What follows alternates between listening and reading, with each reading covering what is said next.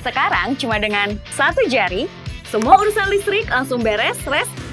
Ini dia, PLN Mobile. Kalau cuma gangguan aja sih, nggak usah panik. Tinggal tap menu pengaduan, cus petugas PLN-nya langsung datang.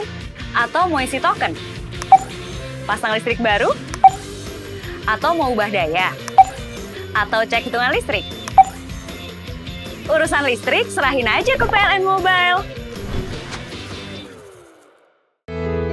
Hidup ini berawal dari sebuah mimpi, membawa keyakinan untuk meraih sebuah tujuan. Dimulai dari langkah kecil, kita nyalakan perubahan dengan energi baru. Saatnya kita bersiap untuk menyongsong masa depan dengan semangat keberlanjutan. Aparat kepolisian dari Resmo Polda Sulawesi Selatan langsung menangkap 9 orang pria terduga pelaku preman yang tengah menguasai lahan sebuah ruko hasil lelang bank di Jalan Gagak, Kecamatan Mariso, Kota Makassar, Sulawesi Selatan, pada Selasa petang. Penangkapan ini berlangsung ricuh saat anggota yang mendapati sejumlah senjata tajam jenis badik di lokasi tidak diakui oleh para terduga pelaku. Selain itu, para pria ini diduga telah menggelar pesta lantaran di dalam ruko itu terdapat botol minuman keras yang telah dikonsumsi. Menurut Kanit Resmo Polda Sulawesi Selatan, AKP Wawan Suryadinata yang dikonfirmasi pada Sabtu malam, korban yang merupakan pemenang lelang ruko di salah satu bank ini, meminta kepada para terduga pelaku untuk berjaga di lokasi hingga ada putusan inkrah dari Pengadilan Negeri Makassar.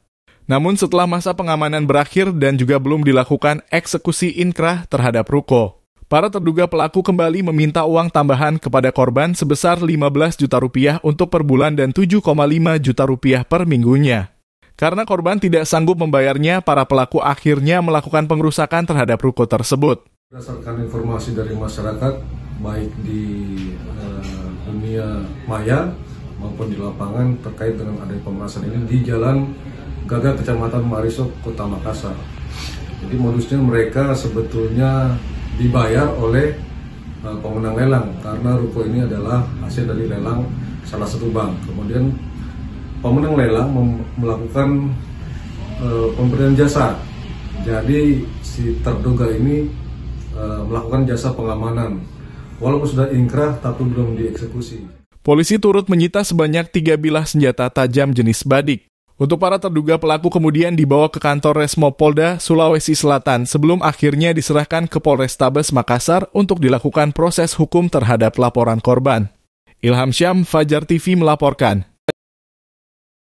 Terima kasih telah menonton. Jangan lupa subscribe, like, comment, and share. Saksikan terus informasi terbaru dengan menekan tombol lonceng hanya di channel Fajar TV.